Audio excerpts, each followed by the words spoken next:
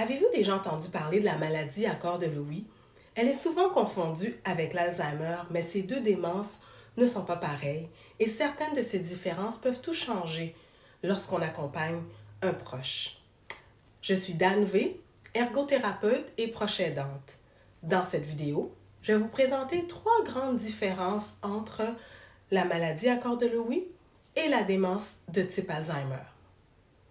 Puis pour ce faire, je vais utiliser des exemples concrets tirés de mon vécu personnel et professionnel. La première différence, les hallucinations. Au niveau de la maladie à corps de Lewy, les hallucinations sont visuelles et elles vont se présenter très tôt au courant de la maladie. Puis elles vont toucher jusqu'à 80% des personnes atteintes.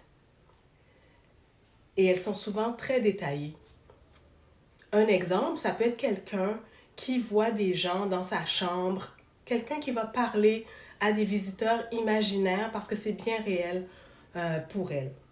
Ça peut être très déroutant pour la personne et ses proches parce que ces hallucinations-là sont très détaillées et la personne atteinte a de la difficulté à penser que ce sont des hallucinations.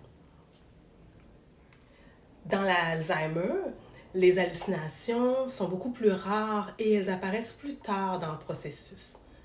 Donc, c'est vraiment une grande différence entre les deux types de démence. La deuxième différence maintenant, les fluctuations cognitives.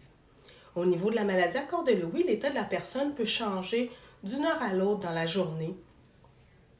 À un moment, on peut avoir une conversation très complexe avec elle et elle est très lucide et 30 minutes, une heure plus tard, elle peut ne pas reconnaître la pièce dans laquelle elle se trouve.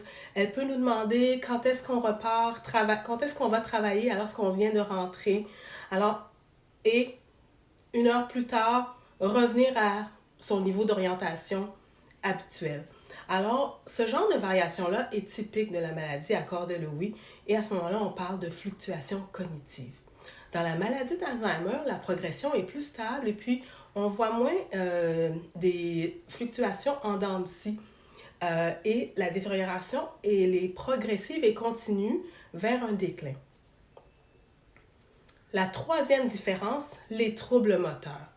Au niveau de la démence à corps de Lewy, des signes moteurs, on peut en observer très tôt dans le processus et ils s'apparentent à ceux qu'on observe au niveau du Parkinson. Par exemple, la rigidité, un ralentissement des mouvements, des pertes d'équilibre.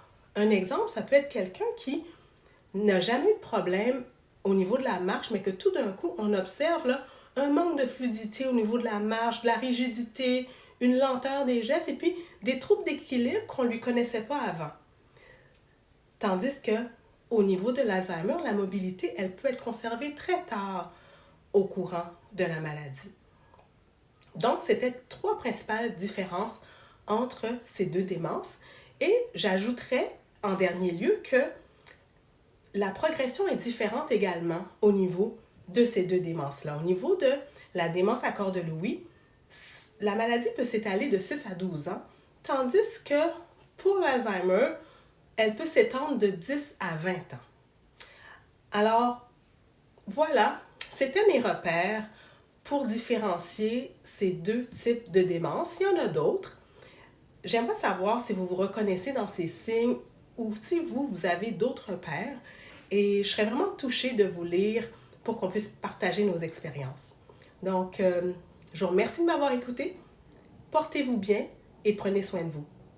Bonne fin de journée.